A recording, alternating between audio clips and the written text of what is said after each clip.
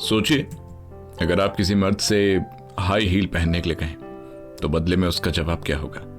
ये औरतों के लिए बनी है, मेरा इससे क्या काम। लेकिन आपको ये बात जानकर हैरानी होगी कि हील की दरअसल शुरुआत पुरुषों के लिए हुई थी। हेलो हाय, आप सुन रहे हैं सुनो जिंदगी का बेहद ही खास सेगमेंट। ये है बात ज्ञान की। ये कहानी सिर्फ एक फैशन ट्रेंड की नहीं है, ये कहानी एक कदम की है जो ऊंचाई तक ले गया, जिसे हम आज हील कहते हैं। इसकी शुरुआत असल में महिलाओं से नहीं, पुरुषों से हुई थी। हम बात कर रहे हैं 15वीं सदी की। उस वक्त हील्स का इस्तेमाल फैशन के लिए नहीं, जरूरत के लिए होता था। खासतौर पर इसका इस्तेमाल युद्ध और घुड़सवारी के दौरान किया जाता था।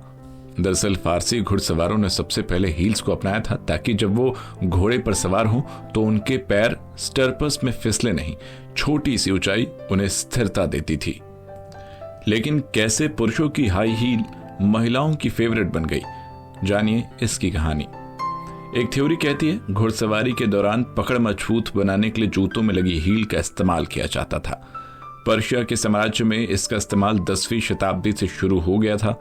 इस साम्राज्य के लोग युद्ध के दौरान हाई हील वाले जूतों का प्रयोग करते थे। इस दौरान के हाई हील वाले जूते काफी मजबूत और सुरक्षा के लिहाज से बेहतर माने जाते थे।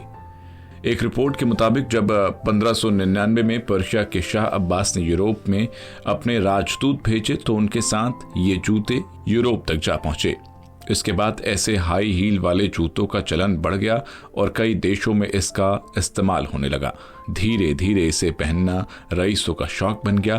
फ्रांस के शासक लुईस 14वें की लंबाई सिर्फ 5 फुट 4 इंच थी। उन्होंने 10 इंच की हील से ऊंचाई की कमी को पूरा किया।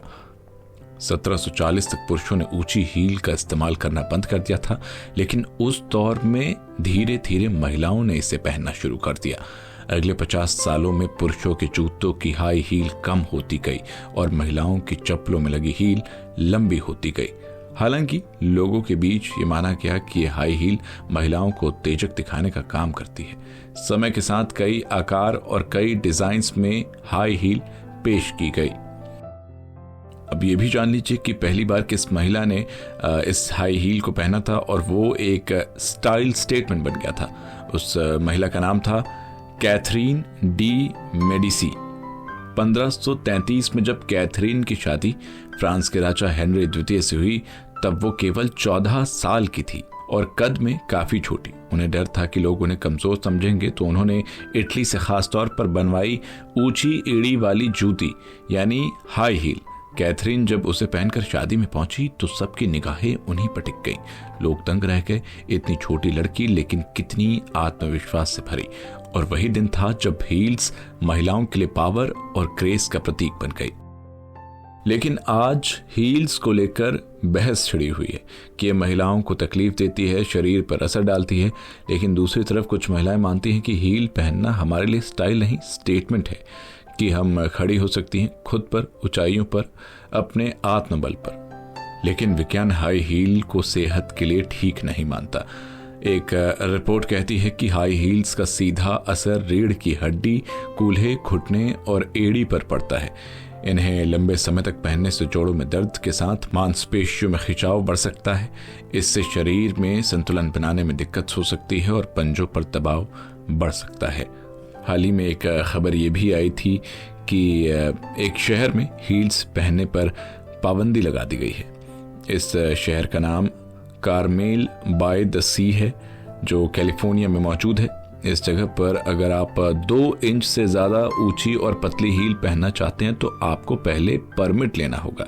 जी हाँ, कारमेल बाय द सी शहर अपनी खूबसूरत गलियों, समुद्र के नज़ारों और फेयरी टेल जैसे घरों के लिए जाना जाता है। इस शहर में ना तो स्ट्रीट लाइट है और ना ही मकानों पर नंबर। लेकिन इन सब के बीच यहाँ की सबसे दिलचस्प बात यह है कि यहाँ हाई हील्स पहनना अलाउड नहीं है। फिर भी अगर आपकी इच्छा हो तो आपको सिटी हॉल से हील्स पहनने के लिए परमिट लेना पड़ता है। तो ये था बात ज्ञान की में आज का ज्ञान। उम्मीद करता हूं आपको पसंद आया होगा। आप सुन रहे थे सुनो जिंदगी का खास सेगमेंट बात ज्ञान की। सुनते रहिए सुनो जिंदगी।